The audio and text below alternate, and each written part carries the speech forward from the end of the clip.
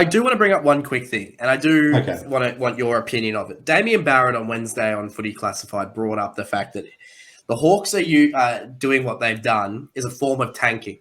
Now, I think that if you said that, now, of course, the big argument that they kept having was, oh, well, what is tanking? Because, again, it's never been defined what is tanking.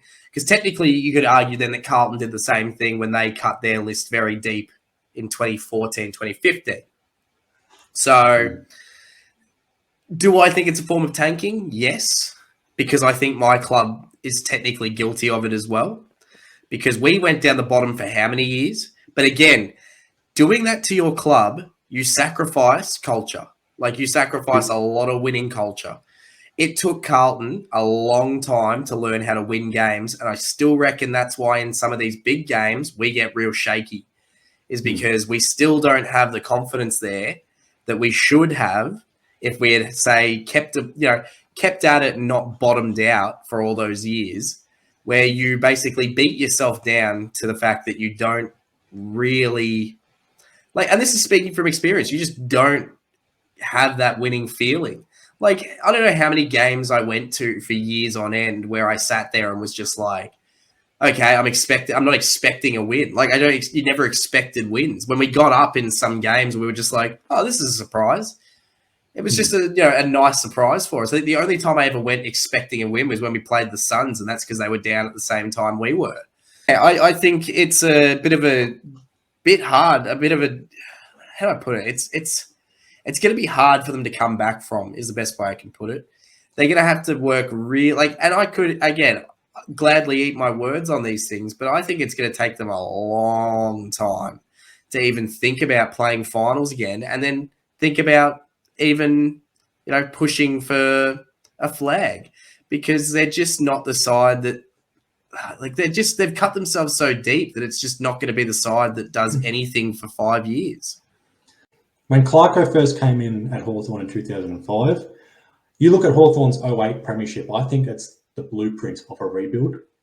Bottom first year, close to finals second year, make finals third year, premiership fourth year, given obviously Geelong being the dominating side they were. You can say Hawthorn were a bit lucky, well, not lucky, but fortunate to take Geelong on the day.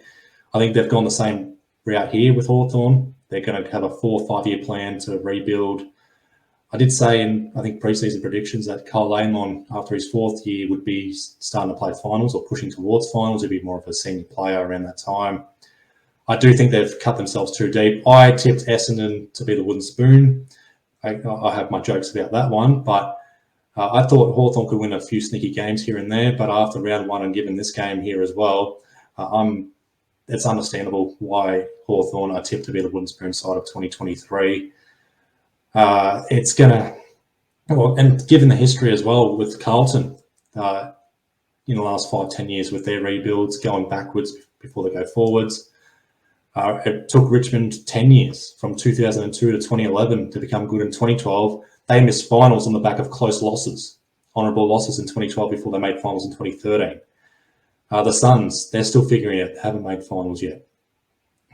Melbourne, 2017, missed out on one game because Collingwood beat them in the last round, and then, circumstances meant they missed finals on percentage. Little things like that. We're going to probably see Hawthorn in that similar spot where they may push for finals and then they just blow it because, hey, we didn't know how to win in very, very, very clutch moments. It's going to be worse if we're looking at this in 5 years' time and they're bringing in star players to fix it for them. It's going to take a long time. I do back Sam Mitchell in for this one.